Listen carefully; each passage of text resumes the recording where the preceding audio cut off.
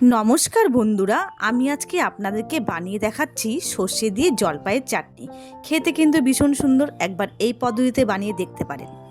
আমি নিয়ে নিয়েছি 200 গ্রাম জলপাই, 200 গ্রাম চিনি, সামান্য একটু আদা বাটা, সর্ষে বাটা, আর ফোড়নে দেবো মৌরি, সর্ষে আর 2টো শুকনো লঙ্কা।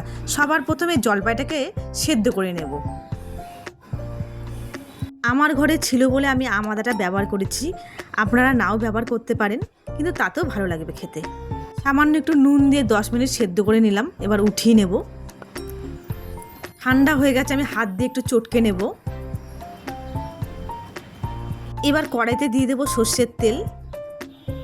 এবার ফোড়নে দিয়ে দেব শুকনো লঙ্কা, সর্ষে আর মৌরি। এবার দিয়ে দেব সেদ্ধ করে রাখা জলপাই। 2 থেকে 3 মিনিট একটু ভেজে নেব। দিয়ে দেব সামান্য একটু হলুদ, একটু নুন। আমার রেসিপি ভালো লেগে থাকলে অবশ্যই আপনারা আমার পাশে থাকবেন, আমি যদি নতুন নতুন ভিডিও আপনাদের সঙ্গে শেয়ার করতে পারি। এবার দিয়ে দিলাম আদা। আবার একটু নাড়াচাড়া করে নেব। এবার দিয়ে দেব চিনি।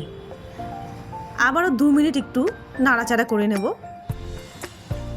ব্যাস হয়ে গেছে, চিনিটাও গলে গেছে। এবার দিয়ে দেব সর্ষে বাটা। সর্ষে বাটা দিয়ে বেশি ভাজার দরকার নেই, সামান্য একটু নাড়াচাড়া করে পরিমাণ মতন জল দিয়ে দেবেন, সামান্য একটু। এবার 3 থেকে 4 মিনিট ভালো করে ফুটিয়ে নেব।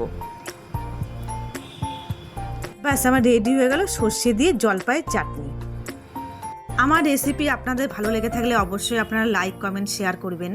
চ্যানেলটিকে সাবস্ক্রাইব করার অনুরোধ রইল। আপনারা ভালো থাকবেন, সুস্থ থাকবেন।